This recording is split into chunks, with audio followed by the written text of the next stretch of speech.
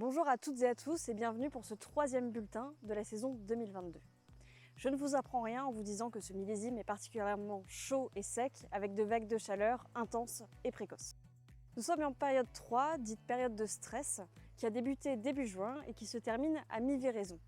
C'est une période particulièrement périlleuse parce qu'on cherche à avoir un stress hydrique modéré pour favoriser la production de composés aromatiques souhaitables dans le vin rosé notamment, mais on ne veut pas un stress hydrique trop fort pour ne pas mettre en péril la production qualitative et quantitative de l'année. Je vous propose aujourd'hui un bulletin en deux parties. Une première partie présentée par Julie Mazot de la Chambre d'agriculture du Var qui reviendra sur le millésime et notamment l'état sanitaire des vignes.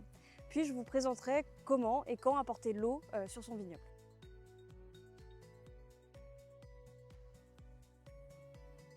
Donc d'un point de vue sanitaire, nous avons observé l'oïdium.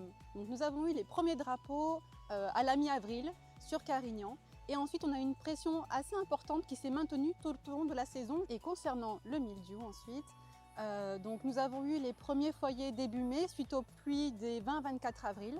Et ensuite là aussi nous avons une pression assez constante, modérée, parfois forte sur l'ensemble du territoire. Malgré les températures assez importantes et les conditions sèches également, on aurait pu s'attendre à avoir une pression plus faible, mais ça n'a pas été le cas.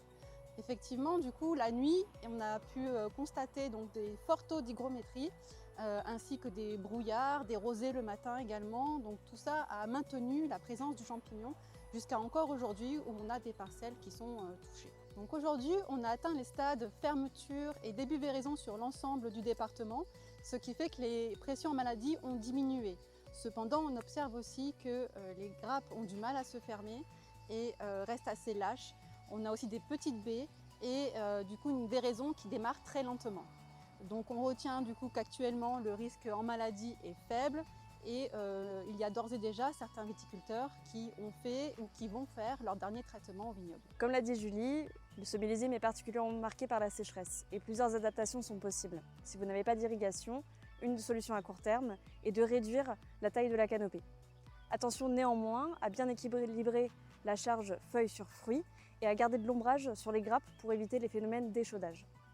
Vous pouvez également, sur du plus long terme, favoriser la matière organique dans les sols, mettre en place un paillage pour une meilleure infiltration et rétention d'eau dans les sols.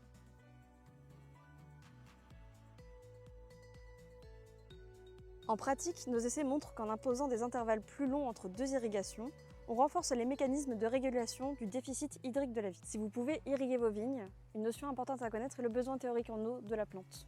En ce moment, la demande climatique, l'évapotranspiration potentielle, est autour de 7 mm par jour. La plante va transpirer 40% de cette demande climatique. Donc 40% de 7 mm, la plante a un besoin théorique en eau journalier de 3 mm. Imaginons que l'on fasse un apport de 20 mm sur une parcelle.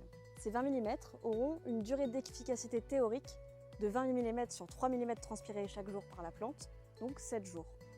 Pareil pour 30 mm, ces 30 mm auront une durée d'efficacité théorique de 10 jours.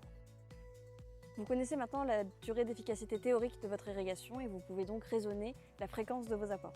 Pour le volume, c'est à adapter en fonction de l'âge de la vigne, de la taille de votre réserve utile et des contraintes logistiques de votre exploitation.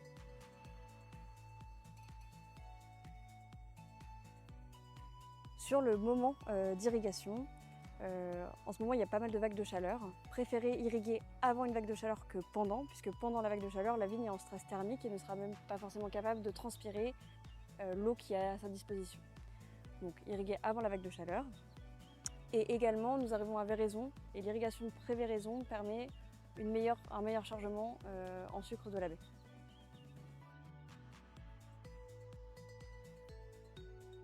Pour organiser votre tour d'eau, de grandes notions sont importantes à connaître. Le temps d'ouverture nécessaire pour apporter X millimètres sur votre parcelle, ainsi que les surfaces que vous pouvez irriguer en simultané.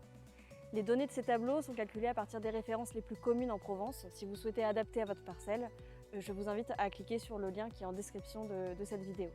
Merci d'avoir regardé ce bulletin. On se retrouve en septembre pour la prochaine vidéo et en attendant, je vous invite à vous abonner à nos bulletins en description de cette vidéo.